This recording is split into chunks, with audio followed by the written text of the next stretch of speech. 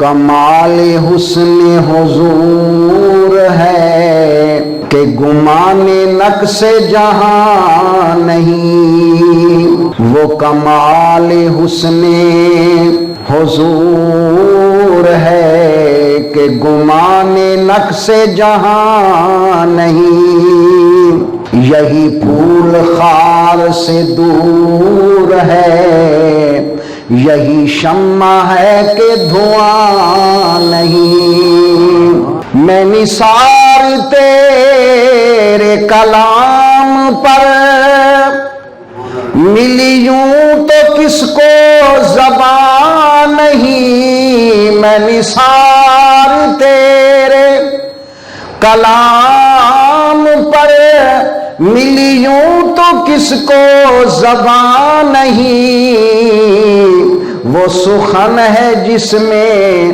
سخن نہ ہو، وہ بیان ہے جس کا بیان نہیں، تیرے آگے یوں ہے دبے لچے فسحا رب کے بڑے بڑے، تیرے آگے یوں ہے دبے لچے فسحا رب کے بڑے بڑے، کوئی جانے منہ میں زبان نہیں بلکہ جسم میں جان نہیں، کروں تیرے نام پہ جان فدا، نہ بس ایک جان دو جہاں فدا، دو جہاں سے بھی نہیں جی بھرا، کروں کیا کروڑوں جہاں نہیں۔ اور آخری مصرع اعلیٰ حضرت عظیم البرکت فاضل بریلوی رحمت اللہ تعالی علیہ بارگاہ مصطفیت میں عرض کرتے ہیں، آقا جب ہم آپ کے در دولت سے خیرات لیتے ہیں، ہمیں دنیا کے بادشاہوں کے پاس جانے کی کیا ضرورت ہے؟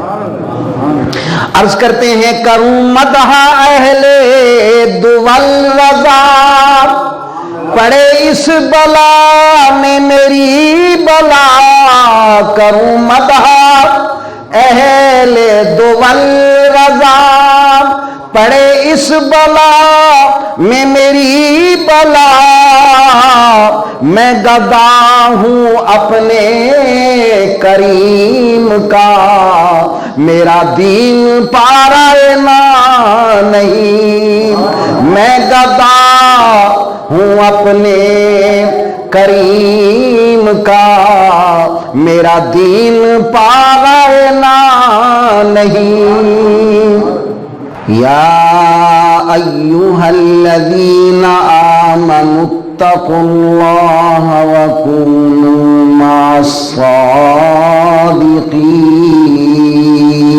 آج 25 صفر المظفر ہے اور آج ایک انتہائی عظیم شخصیت کے وصال کا دن ہے، جو محدث اعظم، محقق اعظم اور مجدد اعظم، عاشق رسول، مداح ناموس رسول صلی اللہ علیہ وسلم، اعلیٰ حضرت امام احمد رضا رحمت اللہ تعالی علیہ کے وصال کا دن ہے۔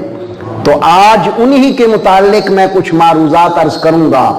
چنانچہ اعلیٰ حضرت، آپ تو سنتے ہیں اعلیٰ حضرت اعلیٰ حضرت، لیکن ان کا نام کیا ہے؟ ان کا نام جو پیدائشی طور پر رکھا گیا وہ محمد ہے، اور آپ کے دادا نے آپ کو احمد رضا کہہ کر پکارا تو آپ احمد رضا کے نام سے مشہور ہو گئے۔ پھر آپ کے والد گرامی کا نام ہے مفتی نقی علی خان قادری، اور آپ کے دادا کا نام ہے رضا علی خان نقشبندی۔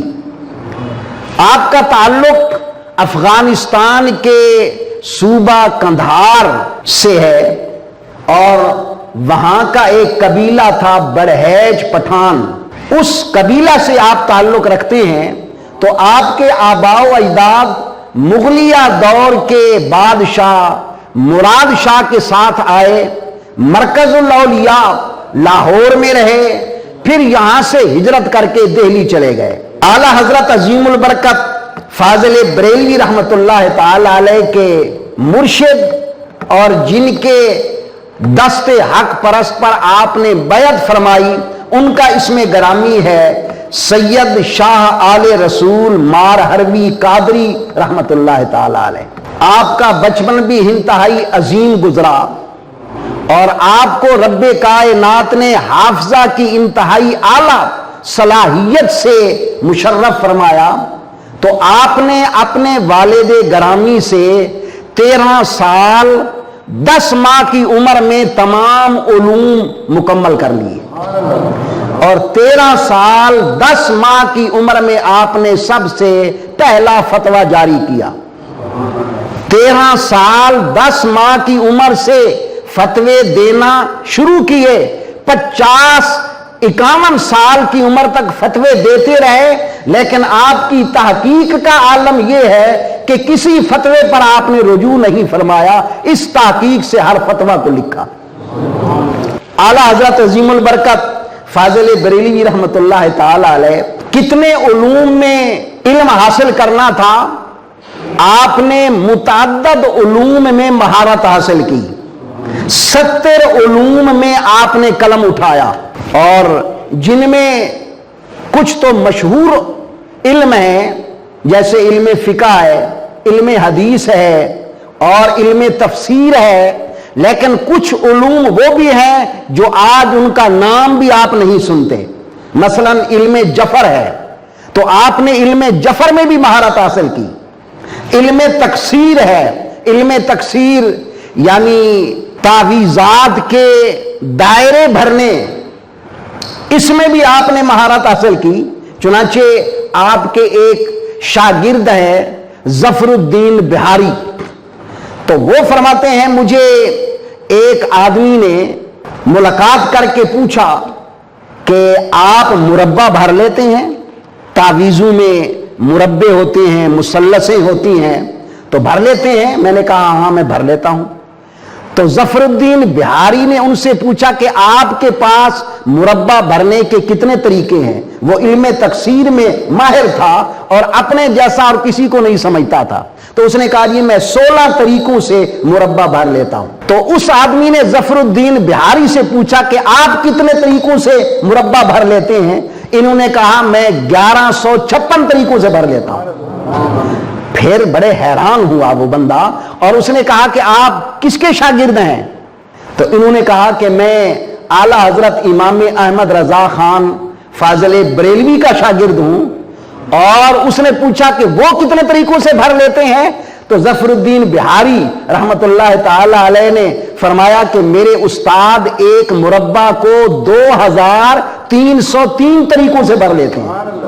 यानी कितनी महारत है आपकी इल्म तकसीर में। इसी तरह इल्म रियाजी में महारत देखें, इल्म रियाजी के चंद पहले उसूल पढ़े, फिर इसमें इतनी महारत हासिल कर ली कि हिंदुस्तान के एक मशहूर रियाजी दान जिसका नाम था जियाउद्दीन, तो वो अपने एक रियाजी के मसला हल करने के लिए जर्मनी जाना चाहते थे कि मैं जर्मनी से जाकर ये अपना उकदा हल कराऊं, यहां तो कोई नहीं है उकदा हल करने वाला। किसी ने उसको बताया भाई जहां एक मौलवी अहमद रजा खान साहब हैं, जरा उनसे मिल लें।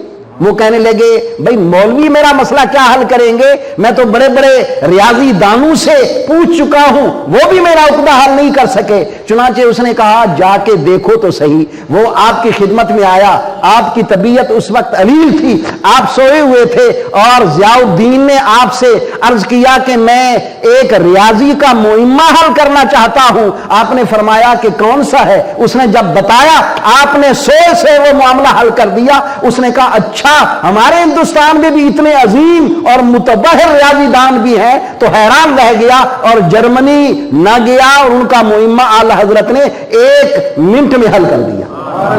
अल्लाह करीम ने आपको कितना हाफजा दिया। आपने قرآن کریم صرف 1 مہینہ میں یاد کیا.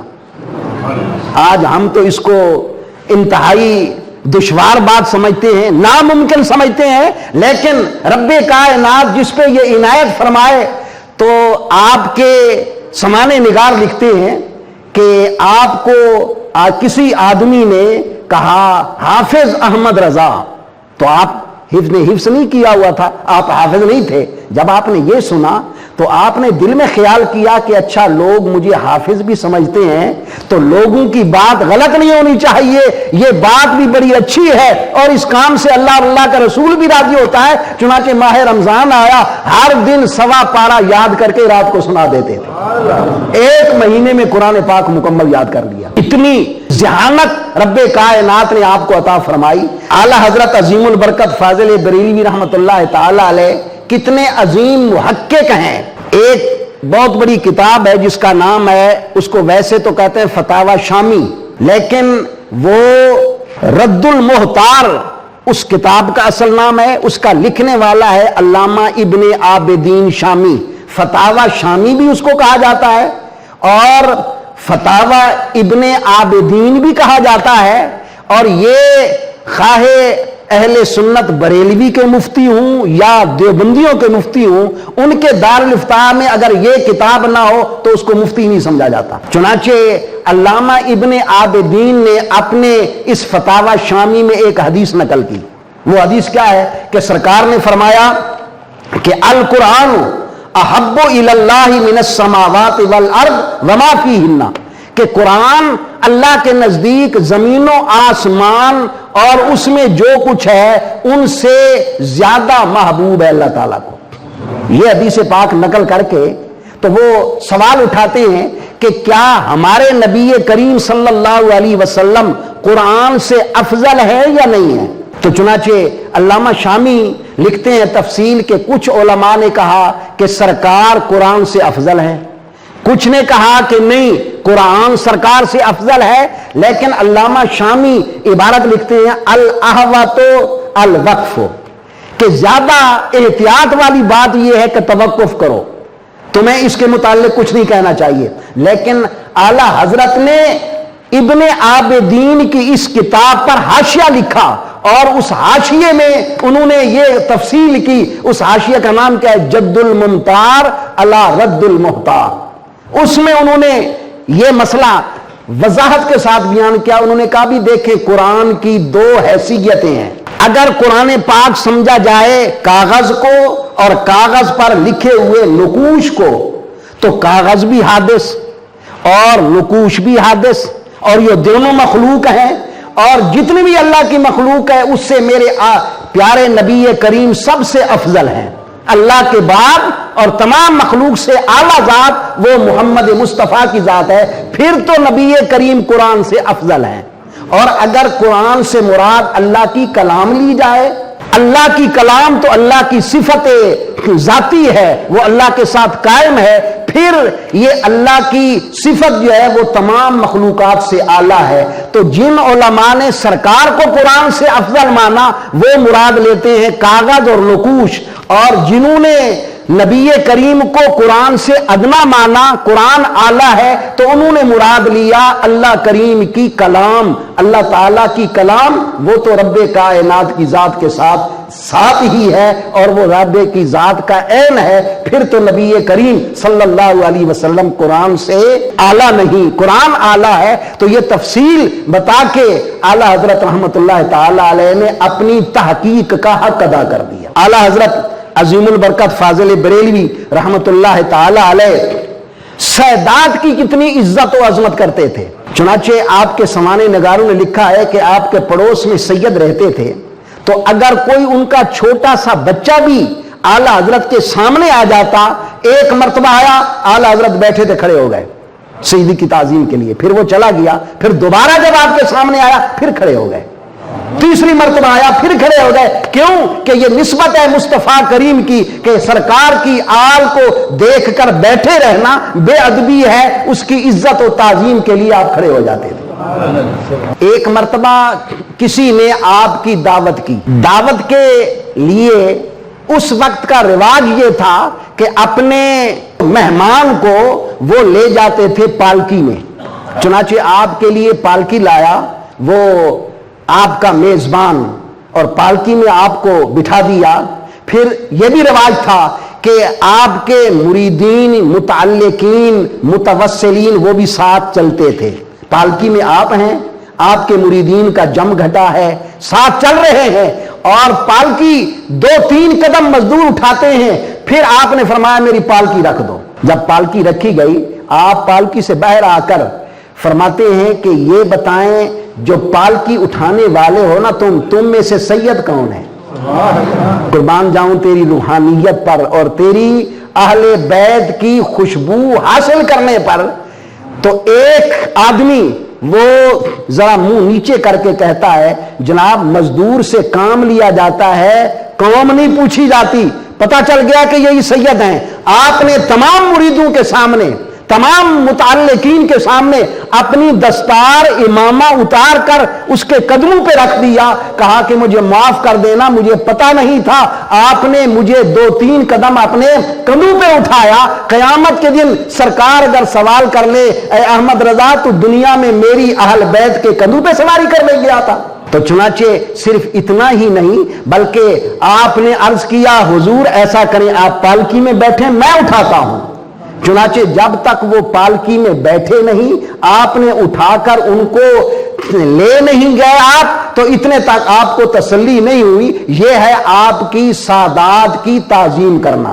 جو بندہ سادات کی اس حد تک تعظیم کرتا ہے تو اندازہ لگائیں کہ ان کے دل میں محبت رسول صلی اللہ تعالی علیہ وسلم کس درجے پر ہے۔ کچھ لوگ آپ پر تنقید کرنے کے لیے کہتے ہیں کہ احمد رضا تو نعت خوان تھا، یہ بھی ہم مانتے ہیں، اور میں نے آپ کو سامنے جو پہلے اشعار پڑھے ہیں نا 5 اشعار، یہ آپ کی ہی نعت کے اشعار ہیں لکھے ہوئے، لیکن وہ ایسے نعت خوان نہیں تھے جیسے آج کل کے نعت خوان ہیں جو لیتے ہیں رافضیوں سے، پڑھتے ہیں سنیوں کے مجمع میں اور سنیوں کو بھی رافضی بناتے ہیں۔ نہیں، بلکہ آپ کی شاعری وہ قرآن و حدیث کا ترجمہ تھا، بلکہ بگڑے ہوئے اور گمراہی پہ چلنے والوں کو راہ راست دکھانے والی تھی۔ آپ نے کیا کہا؟ آپ نے سرکار صلی اللہ تعالی علیہ وبارک وسلم کے حسن کے متعلق کیا کہا؟ وہ کمال حسن حضور ہے کہ گمان نقص جہاں نہیں۔ اے لوگو میرے آقا کا حسن تو دیکھو، وہاں تو نقص تو اپنی جگہ پر رہا، نقص کا گمان بھی نہیں ہے۔ اور پھر کیا یہی پھول خار سے دور ہے۔ میرے آقا علیہ الصلوۃ والسلام اللہ کے وہ پھول ہیں کہ جن کے ساتھ خار نہیں ہے، کانٹا نہیں ہے، اور یہی شمع ہے کہ دھواں نہیں۔ یہ ایسا مصطفیٰ کریم اللہ کے ایسا شمع ہے، ایسے چراغ ہیں، ایسے سراج منیر ہے کہ جن کا دھواں نہیں ہے۔ اعلیٰ حضرت رحمۃ اللہ تعالی علیہ صرف شاعر نہیں تھے بلکہ بہت بڑے عظیم فقیہ تھے۔ فقیہ ہونے کی کیا علامت ہے کہ آپ نے ایک لکھا فتاوی رضویہ، آج کل اس کی بڑی ضخیم 33 جلدیں ہیں، 33 جلدوں میں یہ فتاوی رضویہ جو کہ اسلامی انسائکلوپیڈیا کہلاتا ہے، اور اس سے لوگ کئی مفتی بنتے ہیں، اور اس فتاوی رضویہ میں جتنی جزیات کا استحضار ہے پتہ چلتا ہے کہ رب نے اعلیٰ حضرت کو کتنی ذہانت دی، کتنا حافظہ دیا اور کتنا علم دیا اور کتنی جزیات کا استحضار تھا کہ اعلیٰ حضرت نے 32-33 جلدوں میں فتاوی رضویہ لکھا۔ اور صرف ایک فتاوی رضویہ نہیں بلکہ اعلیٰ حضرت نے 1000 کتابیں اور رسائل لکھے، عربی کتابیں لکھی، عربی کتابوں پر حاشیے لکھے اور اردو کتابیں بھی لکھی۔ علماء فرماتے ہیں کہ ایسا بندہ 200 سال پہلے پیدا نہیں ہوا جو ان کے پاس علم تھا، رب نے جتنا ان کو علم عطا فرمایا۔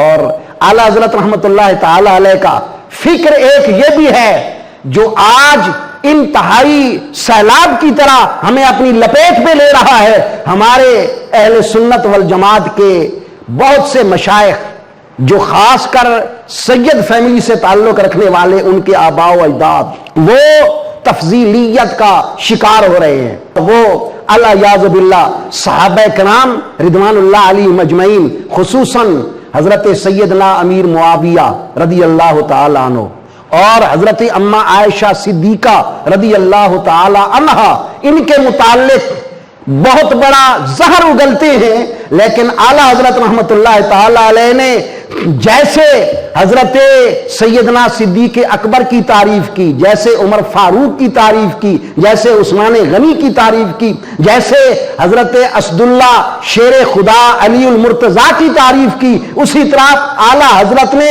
تمام ازواج مطہرات کے ساتھ ساتھ حضرت اماں عائشہ صدیقہ رضی اللہ تعالی عنہا کی بھی تعریف کی ہے. علماء فرماتے ہیں ایک عالم کراچی کا ہے، اس نے ایک کتاب لکھی ہے، اس نے کہا کہ الیاذ باللہ نقل کفر نباشات، اس نے کہا جی اماں عائشہ صدیقہ، اماں تو اس نے کیا کہنا تھا، یہ میں عرض کر رہا ہوں، ہماری تمام مومنوں کی ماں ہے. حضرت عائشہ صدیقہ رضی اللہ تعالی عنہا کے متعلق اس نے کہا کہ وہ باغیہ ہیں. الیاذ باللہ. اب دیکھیں کہ اماں عائشہ صدیقہ کون ہیں؟ جن کو قرآن میں نص قطعی کے ساتھ تمام مومنوں کی ماں بتایا گیا ہے. اللہ نے قرآن میں فرمایا ازواجہ امہاتہم، کہ نبی کریم کی تمام ازواج مومنوں کی مائیں ہیں. تو حضرت اماں عائشہ صدیقہ ہماری ماں ہے. کس نے کہا ہے؟ اللہ نے کہا ہے. ہماری ماں گناہگار ہو سکتی ہے، جس کے پیٹ سے ہم پیدا ہوئے فاسق فاجر ہو سکتی ہے، لیکن جس کی برات رب قرآن میں بیان کرے اور 18 آیت رب کائنات حضرت سیدہ عائشہ کی تعریف میں نازل کر دے، وہ ہماری ماں. اس کے متعلق کچھ کم و بیش کہنے والا اس کے متعلق خود ہی اندازہ لگانے کے کتنا فرمانبردار ہے ماں کا. نسیم الریاض شرح شفا، بڑی ذمہ داری سے عرض کر رہا ہوں، نسیم الریاض شرح شفا جو قاضی ایاز مالکی نے لکھی ہے، شفا شریف، اور وہ شفا شریف وہ کتاب ہے جس کے متعلق علماء فرماتے ہیں جس کے گھر میں ہے سرکار کی ڈائریکٹ نظر کرم اس گھر پر ہے. اس کی شرح جس کا نام ہے نسیم الریاض، اور لکھنے والا کون ہے؟ علامہ شہاب الدین خفاجی. وہ نسیم الریاض کے آخر میں لکھتے ہیں کہ جو سیدنا امیر معاویہ رضی اللہ تعالی عنہ کے متعلق کم و بیش کہتا ہے تو وہ جہنم کے کتوں میں سے کتا ہے. ارے سیدنا امیر معاویہ رضی اللہ تعالی عنہ اور باقی فضیلتیں ایک طرف رکھ دیں، ان کو جو صحابیت کا درجہ حاصل ہے، میں نے گزشتہ جمعے میں عرض کیا تھا، تمام کائنات کے غوث کتب ابدال اوتاد اقطاب جمع کریں، سب کے سب مل کر میرے مصطفیٰ کی صحابی کے قدم سے لگی ہوئی مٹی کا درجہ بھی نہیں پا سکتے. تو حضرت سیدنا امیر معاویہ رضی اللہ تعالی عنہ، ان کے متعلق کم و بیش کہنا اپنے ایمان کو ختم کرنا ہے. اور دوسری بات دیکھیں، اللہ نے سورہ حدید، قرآن پاک عرض کر رہا ہوں، سورہ حدید میں اللہ تعالیٰ نے فرمایا کہ صحابہ کے 2 فریق ہیں، 2 گروہ ہیں. اللہ تعالیٰ نے فرمایا ایک گروہ وہ ہے جو فتح مکہ سے پہلے ایمان لایا سرکار کی ذات پر، اور اس نے جہاد کیا، اپنا مال اللہ کی راہ میں خرچ کیا. اور ایک وہ گروہ ہے جو فتح مکہ کے بعد ایمان لایا. حضرت ابو سفیان رضی اللہ تعالی عنہ فتح مکہ کے بعد ایمان لائے، اور اسی طرح دوسرے صحابہ بھی. تو رب نے دونوں فریقوں کو کیا سرٹیفکیٹ دیا؟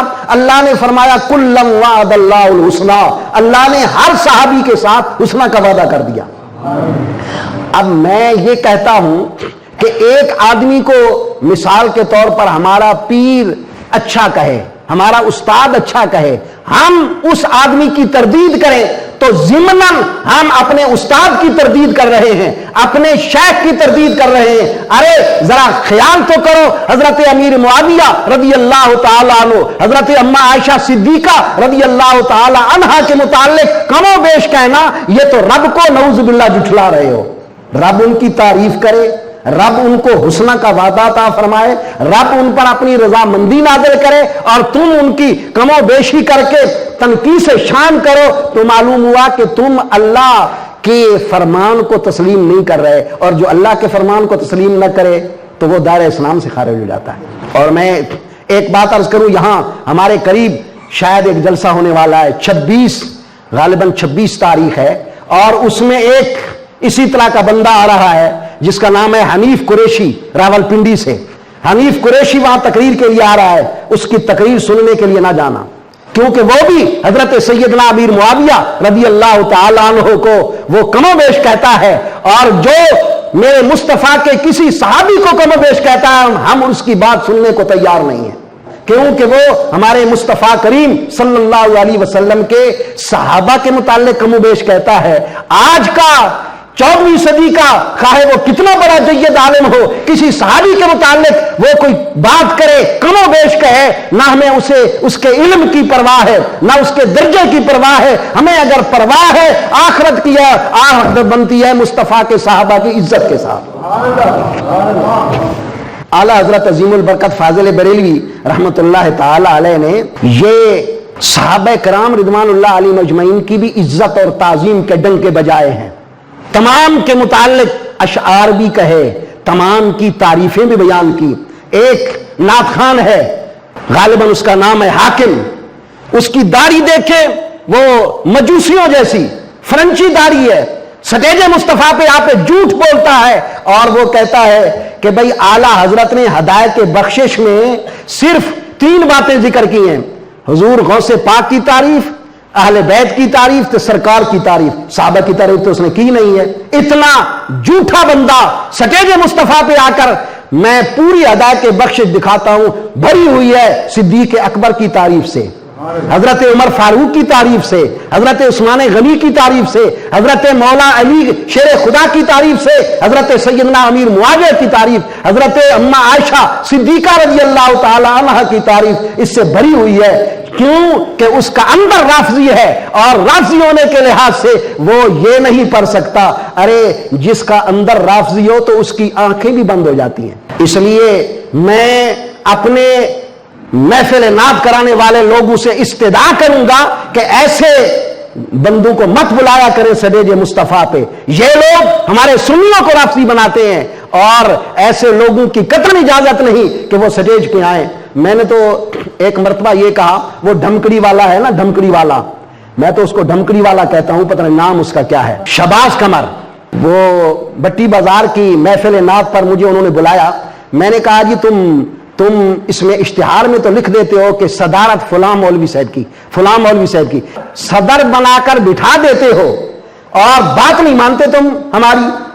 ہم یہ کہتے ہیں کہ ڈھمکڑی والے نہیں آنے چاہیے، متشرع نعت خان ہوں اور وہ سرکار کی نعت پڑھیں، ہم سننے کے لیے تیار ہیں، بیٹھنے کے لیے تیار ہیں، لیکن جیسے ہی میں گیا تو ڈھمکڑی والا پہلے شروع تھا، میں فوراً ہی واپس آ گیا۔ بھائی اگر ہم نے نہیں سمجھانی بات شریعت کی تو کیا انہوں نے سمجھانی ہے؟